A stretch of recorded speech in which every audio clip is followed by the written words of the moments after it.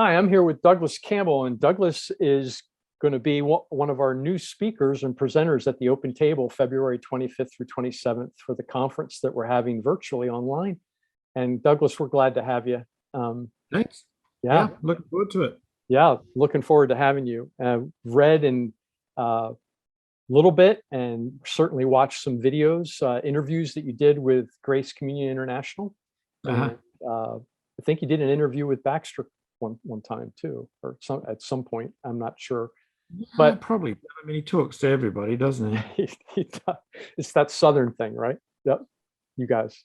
Anyway, just wanted to everyone to get to know you a little bit, and so maybe you could tell us a little bit of your story.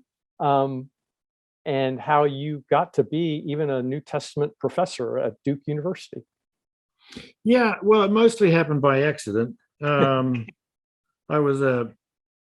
from New Zealand, and it's a very secular country, and I was looking for the bit that was missing, which was God, and I ended up at a rock concert, at a rock festival, kind of like Woodstock.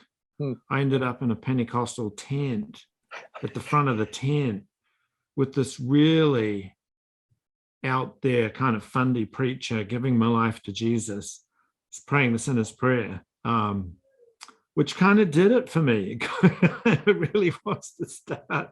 And not long after that, I was at college at the time, and I ended up studying religious studies, and I just kind of went to the end of the road and ended up in Toronto, being captivated by a professor there, Richard Longnecker, famous, lovely, warm-hearted evangelical.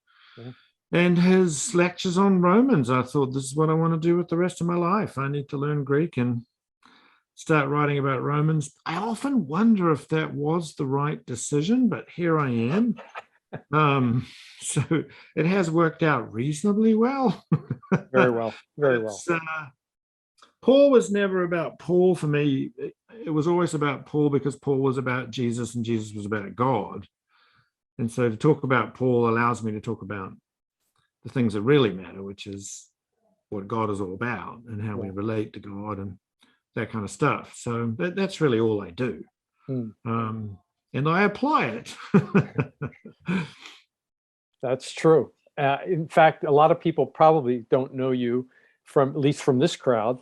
And one of the things that I saw is that you're the director of the prison program there at Duke. Could you tell us a little bit about that? How you got involved with that, or what that is? Yeah, well, again, by accident. It was my wife's fault. Most of the key spiritual initiatives in our lives come from her. I'm a little slow on the uptake. I'm with you on that one. Yeah. But the long and the short of it is we'd been at Duke for a short time. We'd emigrated from the UK from a teaching position, which was just not working out for me. So I came to Duke to teach New Testament, and a friend of our son's in his junior year at high school did something pretty horrific, and it was one of those kind of scandalous school shooting events. It wasn't at school. And she felt compelled to reach out to him quite quickly to see how he was doing. And he was in really rough shape, much rougher than you might think. So she formed a relationship with him, and eventually I formed a relationship with him. So we were kind of like surrogate parents of a kid going through pre-trial interrogation for years. So we experienced the US prison system in a practical way, and then became apparent that the divinity school was not addressing it. And the person who catalyzed that was actually Bishop Ken Carter, wonderful Methodist bishop from Tennessee, who did a lot of work on death row. He came to the school, and we worked together to start up the prison program. And I was captivated by it. I mean, I'm a New Testament lecturer, but when he started up his lectures on mass incarceration in the US and what was causing it and restorative justice, and we went to prisons, visited them, I was just like, man, it was like was like theological crack. I was, I've never been able to stop Mm, thinking about it and seeing all the connections, really. mm. I think that's awesome, and I think it says something about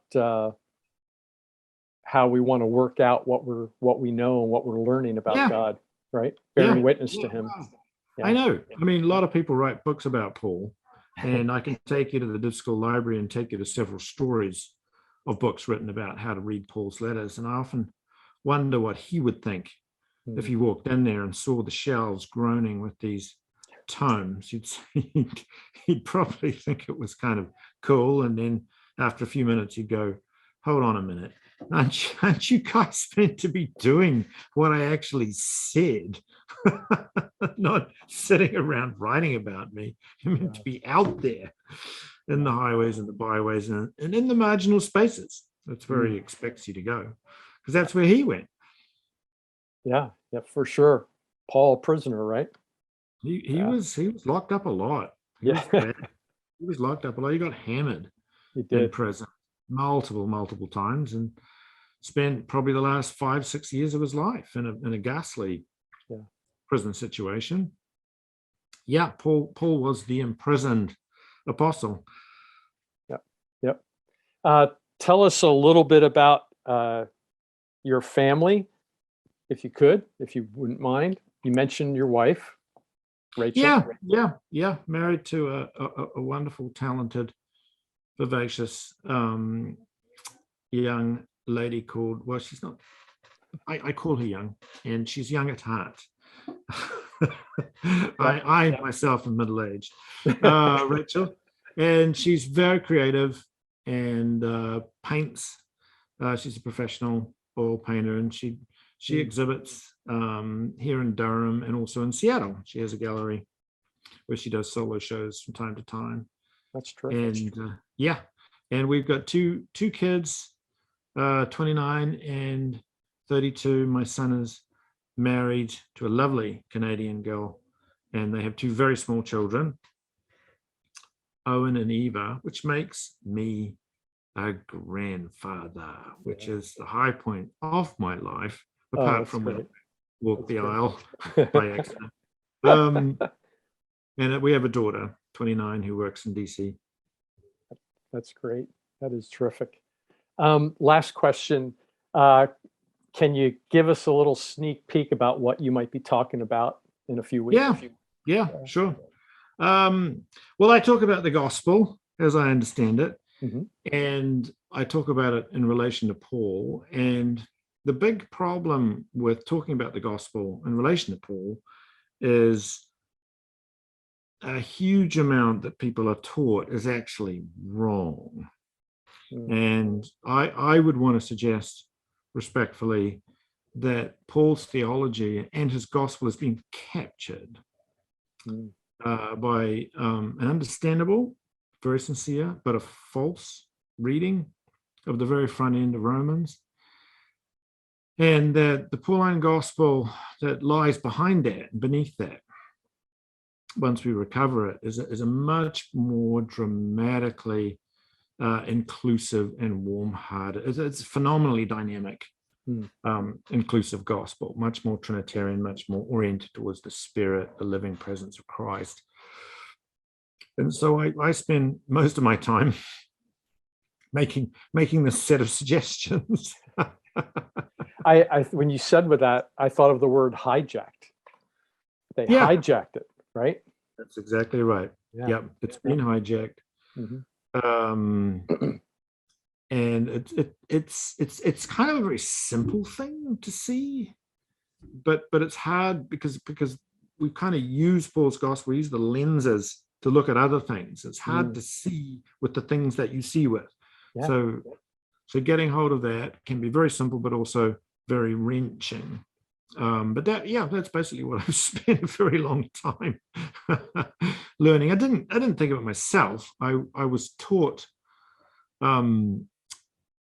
theology, really, the gospel by my very good friend Alan Torrance, and he was taught the gospel by his wonderful father, his saintly father, James Torrance, and there was T.F. Torrance, there was Karl Barth, all these other people. And I realized when I learned the gospel from him, that enabled me to see how Pauline interpretation had gone wrong. That's my artistic, creative life, shooting past to do something creative and artistic at the front door. That's right. That's great. Yeah, but once I got taught this kind of true gospel, which it was like the scales fell from my eyes. It was like I looked at Paul and I thought, holy crap, this makes sense. Wow. And I think it's a tragedy, but it's an opportunity, because the true gospel is a very liberating and dynamic thing when you get hold of it, and when it gets hold of you. Yes, absolutely. Yeah. Well, I'm thrilled that you'll be a part and join us in doing this, and I look forward to what you're going to bring. And everyone else, I think you will too. Yeah, it'll be a book list probably. I'll front it and say, here's what you need to go and buy and read. Right, roll this out. So that's great. Well, Douglas, thank you for your time. I know you're busy, but we're looking forward to having you. And I'm it's gonna looking be a good forward to time. being here. It'll Yeah. be fun. Absolutely. Thanks.